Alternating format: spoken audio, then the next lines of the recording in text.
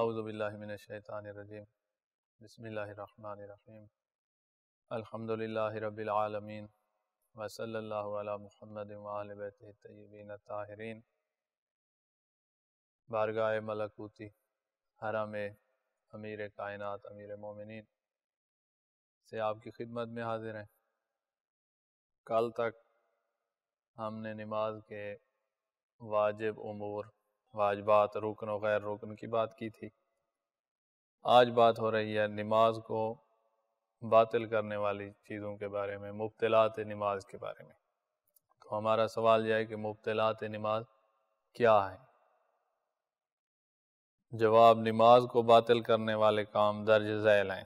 Number 1، حدث کا صادر ہونا، حدث اصغر، پیشاب، پاخانہ، ریح، نیند، نماز کی حالت میں نیند آ گئی ہے، جو نیند ہم نے بتائی تھی کہ کان سننا بند ہو جائے کانوں سے اور آنکھوں سے دیکھنا بند ہو جائے، تو یہ والی نیند وضو کو باطل کر دیتی ہے۔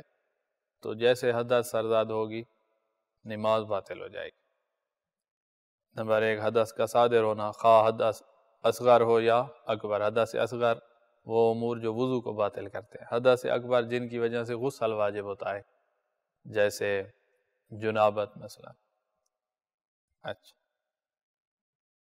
دوسری چیز جو نماز کو باطل کرتی ہے وہ ہے جان بوجھ کر بغیر کسی عذر کے قبلہ رخ سے پھر جانا، بغیر کسی عذر کے قبلہ رخ سے پھر جانا، اس سے نماز باطل ہو جاتی ہے۔ کبھی ہم کہتے ہیں کہ نماز کو باطل کر کے دوبارہ پڑھو، تو اس کے لیے یہی طریقہ اختیار کیا جاتا ہے کہ قبلہ سے رخ موڑ لیا جائے تو نماز باطل ہو جاتی ہے اور پھر سے شروع کر دی جاتی ہے۔ کچھ موارد ایسے ہیں جہاں ہم کہتے ہیں، جیسے کل کہا تھا آپ کو۔ تیسری چیز جو نماز کو باطل کرتی ہے وہ جان بوجھ کر کلام کرنا۔ کسی نے جان بوجھ کر کلام کیا ہے تو اس کی نماز باطل ہے۔ بھول کر اگر کلام ہو جائے، بھول کر، تو نماز باطل نہیں ہوتی۔ ہاں، نماز کے بعد سجدہ سہو دینا پڑے گا۔ سجدہ سہو کی تفصیل آگے آ رہی ہے کہ اس کا کیا طریقہ کار ہے۔ نمبر 3، جان بوجھ کر کلام کرنا۔ نمبر 4، جان بوجھ کر بکا کرنا، رونا، دنیاوی امور کے لیے رونا۔ ایک تو ہے خوف خدا سے رونا، خضوع اور خشوع میں رونا، معرفت پروردگار کی وجہ سے مومن کی آنکھوں سے آنسو جاری ہو جاتے ہیں۔ یہ بہترین عمل ہے نماز میں، اور اس کی کوشش کرنی چاہیے کہ خشوع اور خضوع اور خداوند عالم کی بارگاہ میں گریا، یہ اچھا کام ہے۔ ہم یہ جو بات کر رہے ہیں یعنی اپنے دنیاوی کسی کام کی وجہ سے رو رہا ہے، کوئی بندہ فوت ہو گیا اس کے لیے رو رہا ہے، تو اس رونے سے اجتناب کرے، جو روئے گا اس کی نماز باطل ہوگی جان بوجھ کر رونے سے۔ پانچویں چیز جو نماز کو باطل کرتی ہے وہ کہکا ہے، ہنسنا کہکے کے ساتھ۔ ایک دفعہ ہے تھوڑی سی مسکراہٹ منہ پہ آ گئی ہے تو اس سے نماز باطل نہیں ہوتی، مسکرانے سے نماز باطل نہیں ہوتی۔ کہکا جو ہوتا ہے، کہکے میں آواز نکلتی ہے، جیسے لوگ کہکا لگاتے ہیں تو وہ آپ جانتے ہیں۔ کہکا جو ہے جان بوجھ کر یہ نماز کو باطل کرتا ہے، جان بوجھ کر کہکا لگانا۔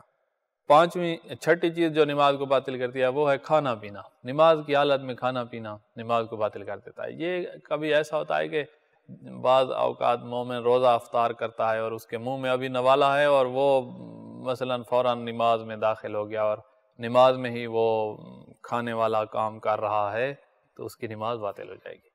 تو بہرحال کھانا پینا نماز کو باطل کرتا ہے۔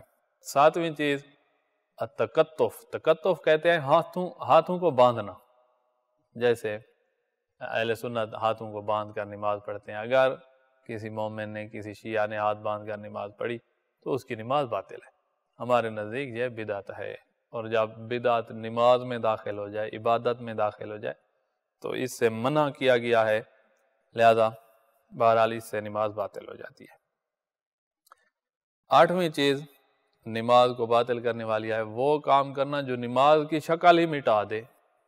کوئی ایسے کام میں مصروف ہو جانا کہ نماز کی شکل ہی ختم ہو جائے، لوگ کہیں کہ اس نے نماز ہی چھوڑ دیا، یہ تو کوئی اور کام کر رہا ہے، نماز کی شکل مٹا دے ایسا کام، یہ بھی نماز کو باطل کر دے گا۔ نویں چیز جو نماز کو باطل کرتی ہے وہ ہے سورہ فاتحہ پڑھنے کے بعد آمین کہنا، اس کو بھی مبتلات نماز میں سے شمار کیا گیا ہے۔ یہ بھی ہمارے نزدیک بدعت شمار ہوتا ہے۔ اچھا، نماز کا جز بنا کر جو کہا جاتا ہے دوسرے مذاہب میں۔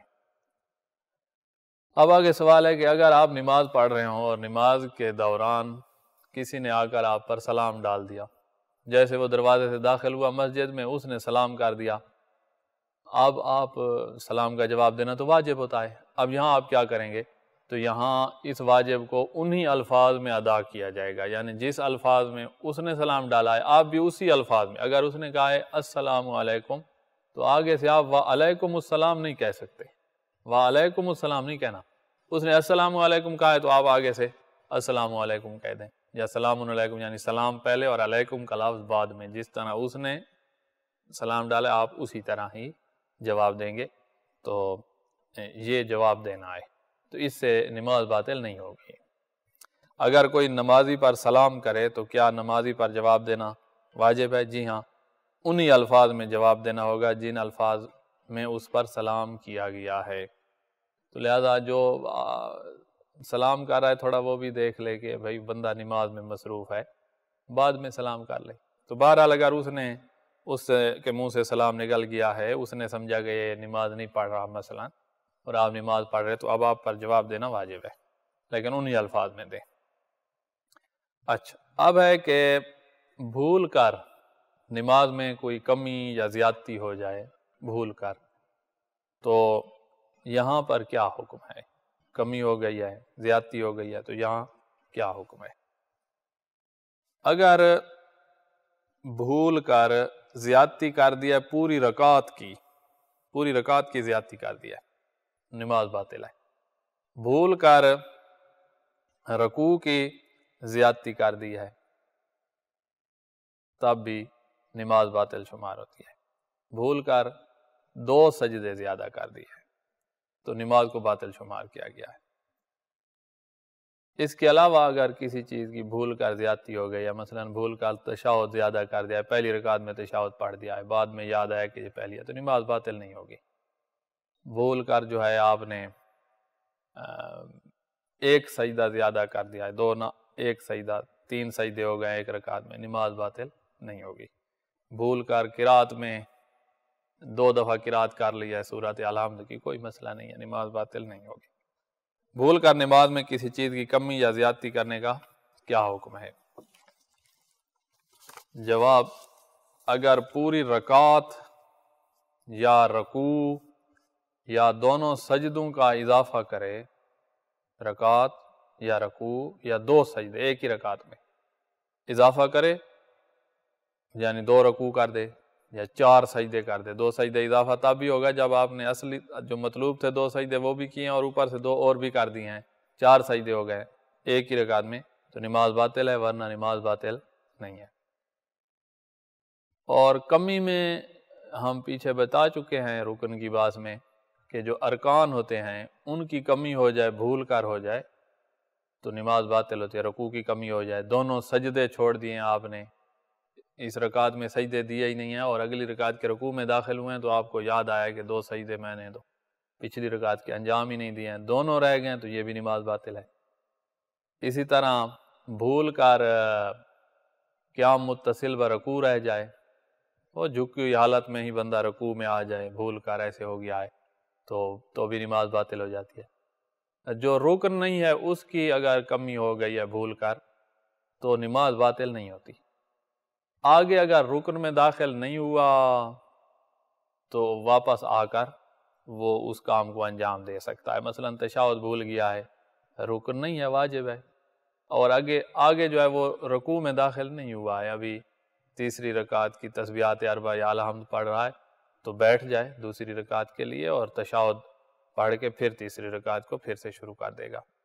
تو اگر رکوع میں پہنچ گیا ہے تو پھر واپس نہیں آ سکتا تشہد کی طرف، اور یہ جو تشہد بھول کر رہ گیا اس سے نماز باطل نہیں ہوتی کیونکہ یہ رکن نہیں ہے۔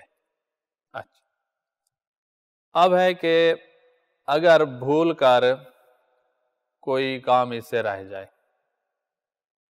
تو اس کا تدارک کر سکتا ہے، جیسے ابھی ہم نے مثال دی ہے کہ تیسری رکعت کی الحمد یا تیسری رکعت میں تسبیحات اربع، سبحان اللہ والحمدللہ ولا الہ الا اللہ واللہ اکبر، آپ کو اختیار ہے الحمد پڑھیں یا ایک دفعہ سبحان اللہ والحمدللہ، یہ تسبیحات اربع پڑھیں۔ تو آپ یہی پڑھ رہے تھے اور آپ کو یاد آئے کہ میں تو تشہد بھول چکا ہوں، تو یہاں پر آپ بیٹھ جائیں گے اور تشہد کو انجام دیں گے۔ یہاں پر بھولے ہوئے کا، اس کو کہتے ہیں بھولے ہوئے جز کا تدارک۔ بھولے ہوئے جز کا تدارک کب تک انسان کر سکتا ہے؟ یہ یقین ہے کہ مجھے بھول گیا، شک نہیں ہے، شک کی بات آگے آ رہی ہے۔ آپ کو یقین ہے کہ مجھے یہ بھول گیا ہے، تو جب تک آپ آگے والے رکن میں داخل نہیں ہوئے، آپ کا رکن مکمل نہیں ہوا ہے، تب تک آپ واپس آ سکتے ہیں۔ جیسے ابھی رکوع میں داخل نہیں ہوا تو تشہد کی طرف واپس آ سکتا ہے۔ قرات الحمد کی بھول گئی ہے اور سورت پڑھ رہا ہے، ابھی رکوع میں داخل نہیں ہوا تو اس سورہ کو چھوڑ کر الحمد کی طرف آئے گا، الحمد پڑھ کے پھر سورہ پڑھے گا۔ اور اگر رکوع میں داخل ہو گیا ہے تو پھر تشہد کی طرف بھی واپس نہیں آ سکتا، الحمد وغیرہ جو بھول گئی تھی اس کی طرف بھی واپس نہیں آ سکتا۔ ایک سجدہ بھول گیا ہے، ایک سجدہ رکوع میں داخل ہو گیا تو واپس نہیں آ سکتا، رکوع سے پہلے پہلے واپس آ سکتا ہے۔ دونوں سجدے بھول گئے اور رکوع میں داخل ہو گیا ہے تو اب تو دونوں سجدے مل کر رکن ہوتے ہیں، اور رکن بھول جائے تو نماز ہی باطل ہوتی ہے۔ تو بات یہ ہے کہ جب تک آپ رکن میں داخل نہیں ہوئے تب تک آپ واپس آ سکتے ہیں۔ یہ ہمارا قاعدہ ہے، یہ ہمارا کلیہ ہے کہ اگر کوئی چیز بھول گئی ہے واجب اور آپ رکن میں داخل نہیں ہوئے تو آپ نے واپس آنا ہے۔ اب اگر آپ کو رکوع بھول جائے، اب یہاں یہ مثال دقت کے ساتھ سمجھیے گا، رکوع بھول گیا ہے اور آپ ایک سجدہ کر چکے ہیں، سجدے دونوں مل کر رکن بنتے ہیں۔ ایک سجدہ آپ نے اگر کیا ہے تو آپ واپس رکوع کی طرف آ جائیں، ابھی تک آپ رکن تب مکمل ہوگا جب دوسرے سجدے میں سر رکھیں گے۔ آپ نے ابھی دوسرے سجدے میں سر نہیں رکھا تھا تو آپ رکوع کی طرف واپس آ سکتے ہیں، اور اگر دوسرے سجدے میں سر رکھ دیا تھا تو آپ رکوع کی طرف واپس نہیں آ سکتے، اور آپ کی نماز باطل ہو گئی کیونکہ رکن کی کمی ہو گئی اور اگلے رکن میں آپ داخل ہو گئے۔ اور اگر آپ کو رکوع کے بعد والا قیام بھول گیا ہے، رکوع کے بعد والا قیام بھول گیا ہے اور آپ نے سجدہ میں اگر سر رکھ لیا ہے تو اب اس قیام کی طرف واپس نہیں آ سکتے۔ پہلے سجدے میں سر رکھ لیا ہو تب بھی قیام کی طرف واپس نہیں آ سکتے۔ پہلے سجدے میں سر رکھنے سے پہلے اگر آپ کو یاد آ گیا ہے کہ میں رکوع کے بعد قیام بھول چکا ہوں تو اب آپ واپس آ سکتے ہیں۔ بہتر یہ ہے کہ آپ واپس آ جائیں، احتیاط مستحب یہ ہے۔ اب اسی کی یہ تطبیق کرتے ہیں کہ اگر کسی جز کو بھول کر ترک کر دے، بندہ کسی جز کو بھول کر ترک کر دے اور اس جز کے محل سے تجاوز کرنے سے پہلے یاد آ جائے، محل سے تجاوز یہ ہے کہ بعد والے رکن میں آپ داخل ہو گئے ہیں،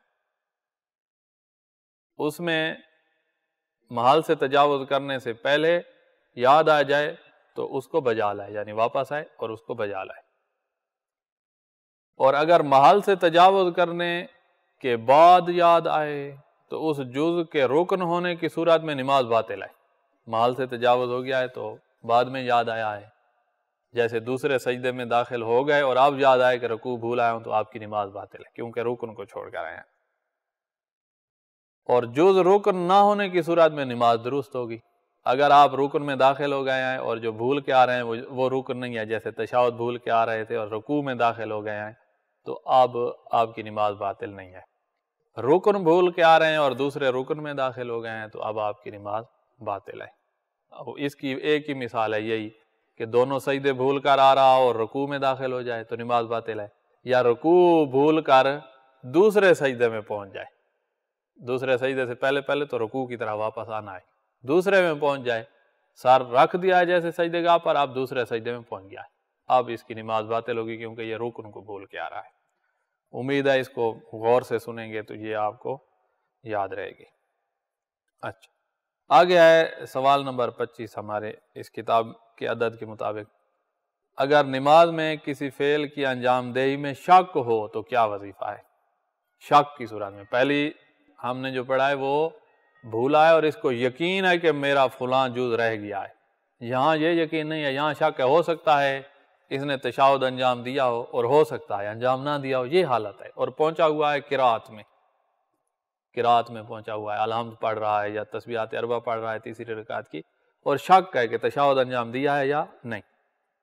شک کی صورت میں جب جز کے بارے میں شک ہو تو یہاں ایک قاعدہ کلیہ آپ کو دے رہے ہیں، وہ آپ ساری زندگی آپ کے کام آئے گا کہ شک جب ہو کسی جز کے بارے میں، سید سستانی فرماتے ہیں کہ اگر اس کے بعد والے جز میں آپ داخل ہو گئے ہیں، چاہے بعد والا جز واجبی جز ہو جیسے قرات، بعد والا جز مستحبی جز ہو جیسے قنوت، یہ مستحب ہوتا ہے، یا بعد والا کام جو ہے وہ کسی جز کا مقدمہ ہو جیسے رکوع اور سجدے کے درمیان یہ جو سجدے کی طرف جھکنا ہے یہ سجدے کا مقدمہ ہے، بعد والے کام میں آپ داخل ہو گئے ہیں اور آپ کو اس سے پہلے والے کے بارے میں شک ہے کہ اس کو انجام دیا ہے یا نہیں دیا، تو اپنے شک کی پرواہ نہ کریں، آگے چلے جائیں، چاہے جس کے بارے میں شک ہے وہ رکن ہے، رکن نہیں ہے، ایسے ہی واجب ہے، کوئی مستحب کام ہے، آپ شک کی پرواہ نہ کریں، آگے چلے جائیں۔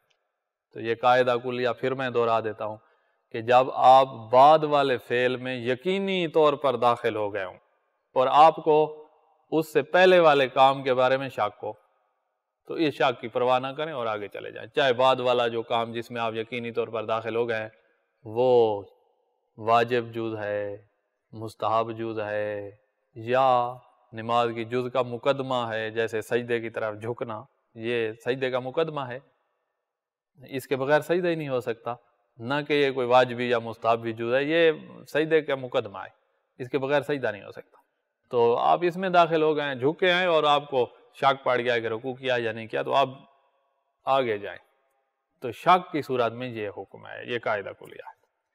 اگر فعل کا، جس فعل کے بارے میں شک ہے، اگر فعل کا مقام گزر چکا ہو، یعنی بعد والے میں آپ داخل ہو گئے تو شک کی پرواہ نہ کرے، اور اگر محال سے تجاوز نہ کیا ہو، یعنی ابھی بعد والے میں داخل نہیں ہوئے ہیں، تو اس فعل کو انجام دینا واجب ہے۔ ابھی مثال دوں آپ کو کہ بعد والے میں آپ داخل نہ ہوئے ہوں، مثلاً آپ قیام کی حالت میں ہیں اور آپ کو شک ہوا ہے کہ قرات کی ہے یا نہیں کی، تو اسی قیام میں تو قرات کی جاتی ہے، تو لہذا آپ اب قرات کریں گے، کیونکہ بعد والے فعل جو رکوع تھا اس میں آپ ابھی داخل ہی نہیں ہوئے، تو یہاں قرات کری جائے۔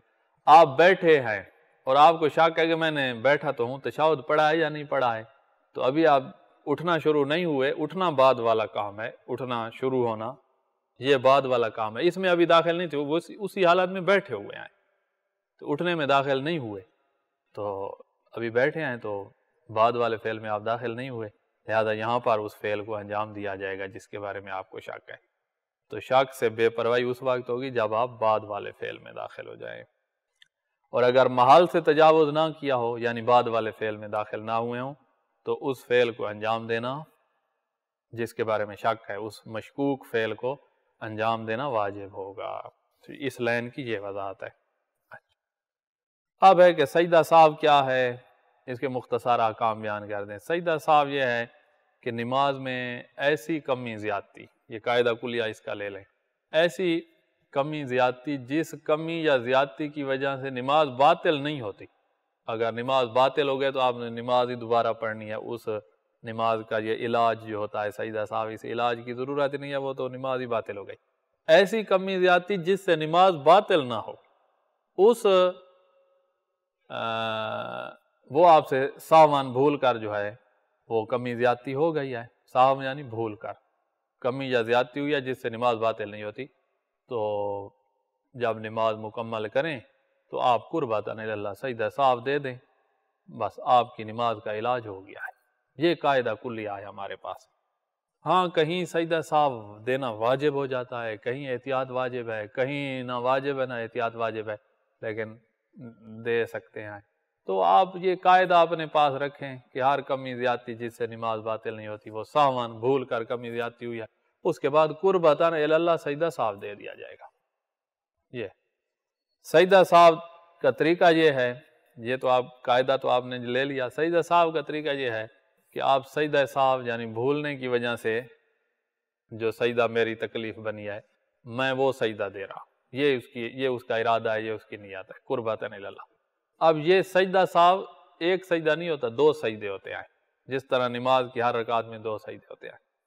آپ سجدہ میں جائیں اور پھر اس سے پہلے کوئی تکبیرۃ الاحرام نہیں ہے، اللہ اکبر کہنا نہیں ہے، جیسے نماز مکمل ہو نماز کا سلام پڑھیں، اس کے بعد 3 دفعہ جو ہم تکبیر کہتے ہیں یہ مستحب ہے، اگر کوئی نہ کہے تو کوئی مسئلہ نہیں ہے۔ سلام کے بعد سیدھا سجدہ صاحب کے نیت سے سجدہ میں جائیں، پھر سجدہ سے اٹھیں، پھر بیٹھیں درمیان میں، جس طرح نماز میں ہم 2 سجدوں کے درمیان بیٹھتے ہیں، پھر دوسرے سجدے میں جائیں، اور یہ دونوں جو سجدے ہیں ان میں آپ اگر یہ پڑھ لیں بسم اللہ و باللہ، اس کے بعد پڑھیں اللہم صلی علی محمد و آل محمد، بسم اللہ و باللہ اللہم صلی علی محمد و آل محمد، سجدہ صاحب ادا ہو گیا ہے۔ یہ 2 سجدے جب آپ دے لیں گے اس کے بعد بیٹھیں گے اور تشہد اور سلام پڑھیں گے، پہلا سجدہ دیا، درمیان میں بیٹھے، پھر دوسرا سجدہ دیا، پھر تشہد پڑھا اور سلام پڑھا، بس یہ سجدہ صاحب ہو گیا ہے۔ تو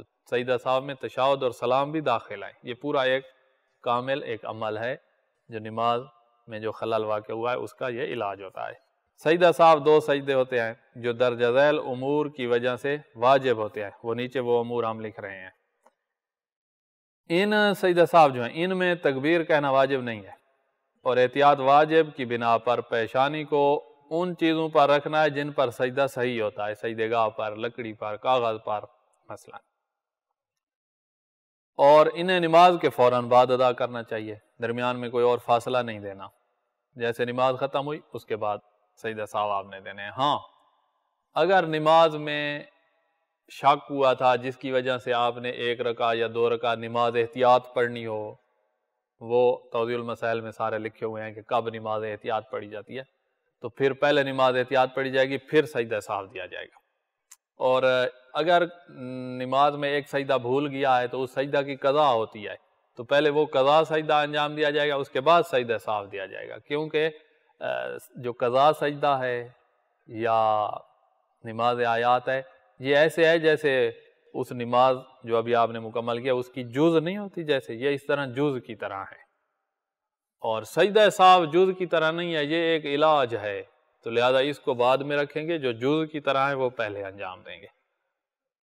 تو ویسے تو سجدہ صاحب نماز کے فوراً بعد ادا کرنا چاہیے، اگر نماز احتیاط یا کسی جز کی قضا نہ ہو تو، اگر نماز احتیاط یا جز کی قضا ہے، یعنی سجدہ کی جیسے قضا ہو گئی، تشہد کی قضا، انہی 2 کی قضا ہوتی ہے، باقی ساری اجزاء کی قضا نہیں ہوتی، تو جز کی قضا ہو تو پھر اس کو بعد میں پڑھا جائے گا۔ اچھا، ان میں ذکر پڑھنا مستحب ہے، جو ہم نے ابھی آپ کو کہا ہے نا کہ بسم اللہ و باللہ اللہم صلی علی محمد و آل محمد، پہلے سجدے میں بھی پڑھ لیں، دوسرے سجدے میں پڑھ لیں، یہ پڑھنا مستحب ہے۔ اگر کوئی نہ پڑھے کوئی مسئلہ بھی نہیں ہے، سجدہ صاحب اس کا ہو گیا ہے، یہ ذکر پڑھنا واجب نہیں ہے، تو 2 سجدے منہ بند کر کے دے لے تب بھی ٹھیک ہے، کوئی ذکر بھی نہ پڑھے تب بھی سجدہ صاحب ہو جائیں گے۔ اچھا، سجدہ صاحب ہم نے کہا ہے کچھ موارد ہیں جہاں واجب ہے، وہ یہ ہیں سجدہ صاحب کے اسباب۔ نمبر 1، بھول کر نماز میں کلام کرنا، تو احتیاط واجب کی بنا پر یہاں سجدہ صاحب واجب ہے، بھول کر کلام ہو گیا، نماز باطل نہیں ہوئی، نماز کے بعد سجدہ صاحب دیں۔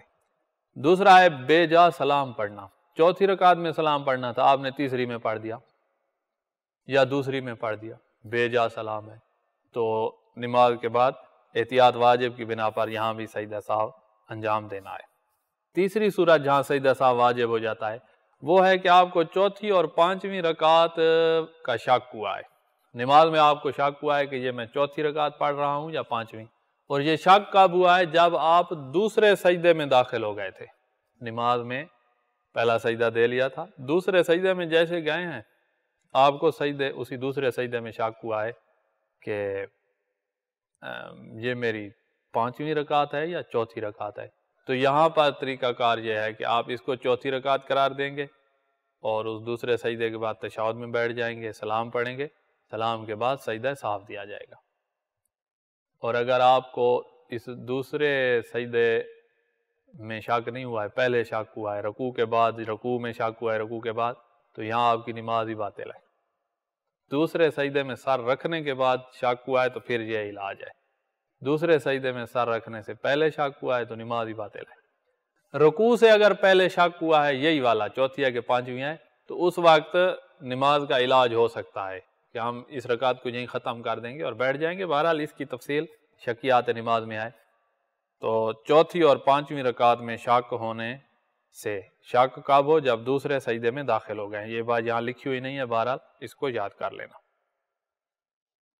چوتھی صورت جہاں سجدہ سہو واجب ہوگا وہ یہ ہے کہ آپ کو تشہد بھول گیا ہے. دوسری رکعت میں آپ نے تشہد نہیں پڑھا، تیسری رکعت کے لیے کھڑے ہو گئے تھے، تسبیحات اربع پڑھ کے رکوع میں پہنچ گئے. اب رکوع میں یاد آیا کہ تشہد میں بھول چکا ہوں، تو آپ تو تشہد کی طرح واپس نہیں آ سکتے.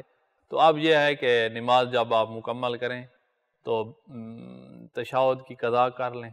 بہتر یہ ہے کہ تشہد کی قضا کر لیں اور اس کے بعد دو سجدہ سہو دے دیں. اگر تشہد کی قضا نہ کریں سیاح سستانی کے مقلد تو سجدہ سہو دینا یہاں واجب ہے.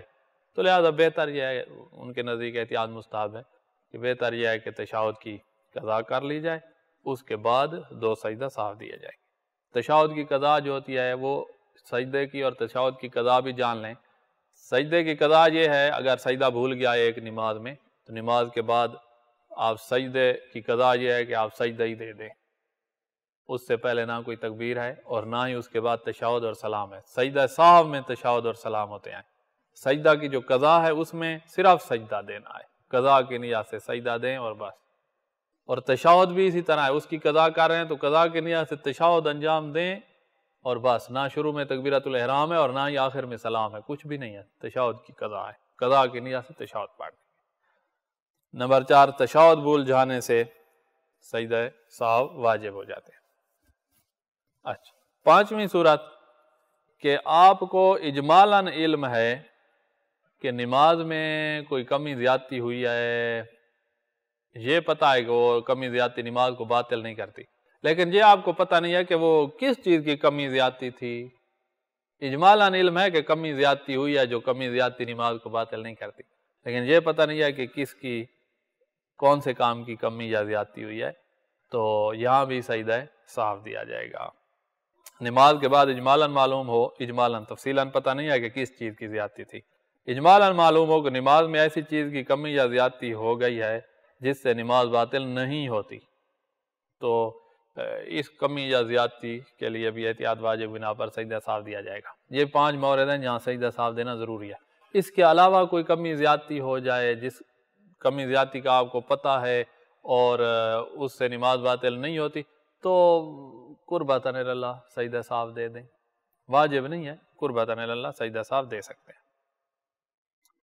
چھٹا مورد جہاں پر سجدہ سہو دینا واجب نہیں ہے لیکن بہتر ہے، یہ ہے کہ ایک سجدہ بھول جائے تو سجدہ سہو دینا بہتر ہے. اس سجدہ کی قضا ہوگی، اس کی قضا کے بعد سجدہ سہو دینا بہتر ہے. یا بیٹھنے کی جگہ کھڑا ہو جائے، بندے نے بیٹھنا تھا چوتھی رکعت میں اور وہ کھڑا ہو گیا ہے پانچویں رکعت کے لیے اور یاد آ گیا فوراً بیٹھ گیا. یا دوسری رکعت میں تشہد کے لیے بیٹھنا تھا اور کھڑا ہو گیا تیسری رکعت کے لیے اور یاد آیا اور پھر بیٹھ گیا. تو یہاں پر یا اس کا برعکس ہو، یعنی جہاں کھڑا ہونا تھا پہلی رکعت کے بعد کھڑا ہونا تھا وہ بیٹھ گیا تشہد پڑھنے اور اس کو یاد آیا یہ تو پہلی رکعت ہے اس میں تشہد نہیں ہوتا، تو پھر چھوڑ کر فوراً کھڑا ہو گیا ہے. تو اس طرح کی صورتحال جب ہو تو یہاں پر سجدہ سہو دینا احتیاط مستحب کی بنا پر ہے، یعنی بہتر ہے کہ سجدہ سہو دے دیں. اگر کوئی نہ دے تو کوئی مسئلہ نہیں ہے، احتیاط مستحب کی مخالفت جائز ہوتی ہے. یہاں آ کر ہمارے نماز کو باطل کرنے والے امور یہ سارے ختم ہوئے. اب آگے بات ہے جو مسئلہ بہت پیش آتے رہتے ہیں، وہ ہے قصر نماز کے احکام، مسافر کی نماز کے احکام. نماز جو 4 رکعتی ہے وہ سفر میں 2 رکعت ہو جاتی ہے. 3 رکعت مغرب ویسے ہی رہتی ہے، اس کی قصر نہیں ہوتی، وہ 3 کی 3 ہی پڑھنی ہے. صبح کی نماز 2 رکعت کی 2 پوری ہی پڑھنی ہے. ظہر، عصر اور عشاء یہ 4 رکعتیں ہیں، ان میں 2 رکعتیں آپ نے پڑھنی ہیں اور 2 رکعتیں معاف ہو جاتی ہیں مسافر کو. تو 2 رکعت پر سلام پڑھنا، اس کو قصر نماز کہا جاتا ہے. قصر نماز، مسافر کی نماز. سوال، کن شرائط کے ساتھ مسافر کی 4 رکعتی نماز قصر ہو جاتی ہے؟ 4 رکعتی نماز، وہ شرائط تقریباً 8 شرائط ہیں، درجہ ذیل 8 شرائط کے ساتھ مسافر کی نماز قصر ہو جاتی ہے. پہلی شرط کہ جو آپ نے سفر کرنا ہے وہ کم از کم 44 کلومیٹر ہو. جہاں آپ کا شہر ختم ہو رہا ہے وہاں سے آپ مسافر شمار کریں گے. جانے کے 22 کلومیٹر اور آنے کے 22 کلومیٹر، یہ 44 بن جاتا ہے. جانے کے 30 ہیں اور آنے کے مثلاً 14 کلومیٹر ہیں تب بھی 44 بن جاتا ہے. اس رستے لمبے رستے سے گئے ہیں 30 کلومیٹر اور واپسی پہ مختصر رستے سے ہیں 14 کلومیٹر، 44 تو ہو گئے نا. تو اسی طرح 50 کلومیٹر ہے آنے جانے کا، 60 کلومیٹر ہے، اچھا ہے، 44 سے زیادہ ہے. تو 44 کلومیٹر کم از کم ہو. تو پہلی شرط ہماری یہ ہے.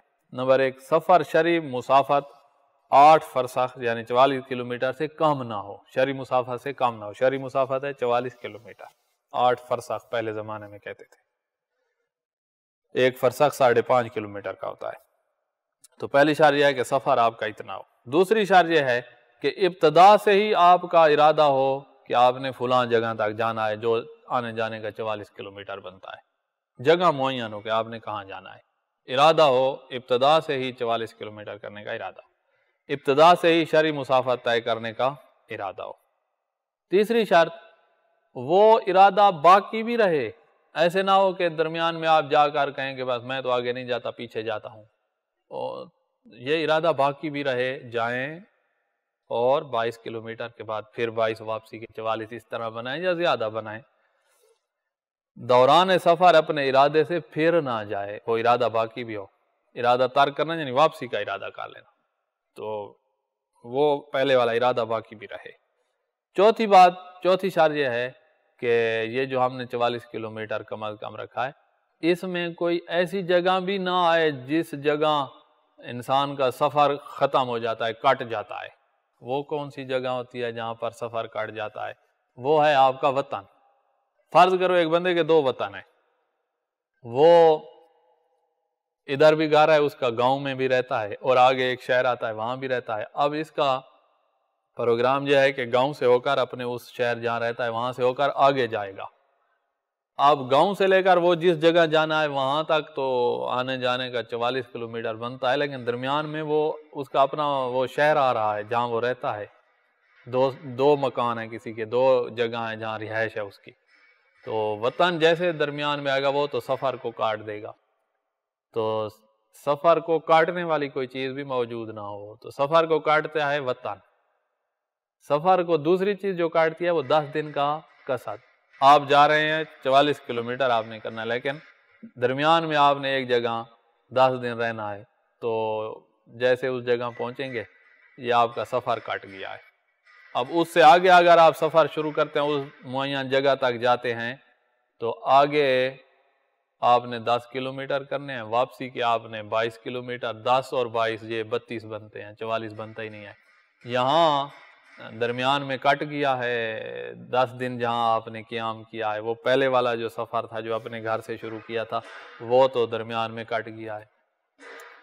تو مسافت تک یعنی وہ جو 22 کلومیٹر جانا ہے پھر 22 واپس آنا ہے، مسافت 44 کلومیٹر جو بنتا ہے، اس تک قواطع سفر پیش نہ آئیں. درمیان میں وطن نہ آئے، درمیان میں 10 دن جہاں رہنا ہے وہ جگہ بھی نہ آئے. یہ ضروری. یہ 4 شرائط ہو گئی. 5ویں شرط یہ ہے ہماری سفر میں نماز قصر ہونے کی کہ وہ سفر آپ کا مباح ہو، حرام سفر نہ ہو. کچھ سفر حرام ہوتے ہیں، جیسے شوہر کی اجازت کے بغیر خاتون گھر سے نکل پڑی ہے تو اس کا جتنا یہ چلتی جائے گی یہ فعل حرام ہوتا جا رہا ہے، تو یہ سفر ہی حرام کا ہے. یا کوئی بندہ نکل رہا ہے کسی کے قتل کرنے کے ارادے سے نکل رہا ہے تو یہ قتل کرنا حرام ہے اور یہ سفر اسی کا مقدمہ ہے. تو یہ حرام سفر جو ہوتے ہیں ان میں رب العالمین قصر نماز والی سہولت اٹھا لیتا ہے. یہ سہولت اس بندے کو نہیں دی جائے گی جس کا سفر ہی حرام ہے. تو 5ویں یہ شرط ہے کہ سفر مباح ہو، سفر جائز ہو. 6ٹھی شرط یہ ہے کہ آپ کثیر السفر نہ ہوں. اگر آپ کثیر السفر ہیں، کثیر السفر کی تو ہر سفر میں نماز بھی پوری ہوتی ہے اور اس نے روزہ بھی رکھنا ہے. اب یہ آگے وضاحت آ رہی ہے کہ کثیر السفر کس کو کہتے ہیں. 7ویں شرط یہ ہے کہ خانہ بدوش بھی نہ ہو. خانہ بدوش ایسی قوم ہے کہ جن کا کوئی وطن ہی نہیں ہے، ان کا وطن ان کی پشت پہ ہوتا ہے، جو خیمہ اٹھائے ہوئے ہوتے ہیں. تو وہ جہاں بھی جائیں گے ہر جگہ ان کا وطن ہے. ایسے ہم کہیں کہ انہوں نے تو ساری زندگی سفر ہی نہیں کیا ہے، سفر شرعی. ویسے ان کی زندگی سفر میں گزر رہی ہے، لیکن ان کو یہ قصر نماز والی سہولت نہیں ہے۔ اور 8ویں شرط یہ ہے کہ آپ نے قصر نماز اس وقت پڑھنی ہے جب آپ حد ترخص سے تجاوز کر گئے ہیں، اس کے بعد قصر پڑھنی ہے۔ جب تک حد ترخص میں آپ نے نماز پوری پڑھنی ہے۔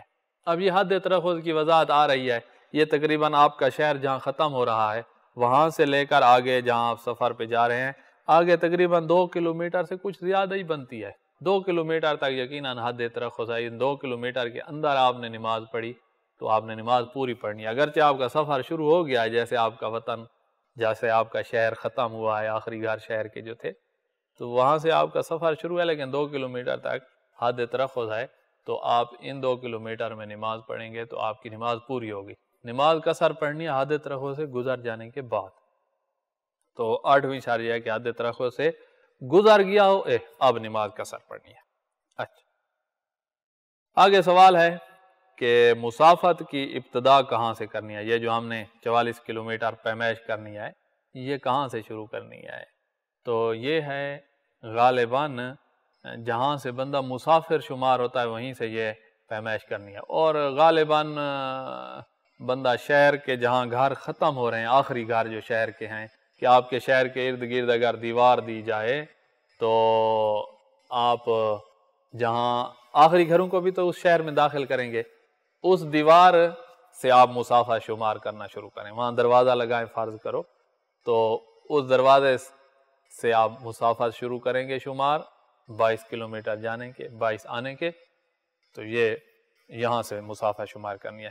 مسافت کی ابتدا کہاں سے شروع ہوگی؟ جواب اس مقام سے ہوگی جہاں سے گزرنے کے بعد عرف عام میں انسان مسافر شمار کیا جاتا ہے، اور وہ غالب طور پر شہر کا آخر ہوتا ہے، شہر کے آخر سے ہی مسافہ شمار کی جائے گی۔ اب ہے کہ قواطع سفر، وہ کون سے امور ہیں جو سفر کو کاٹ دیتے ہیں؟ ہم نے 2 بتائے آپ کو۔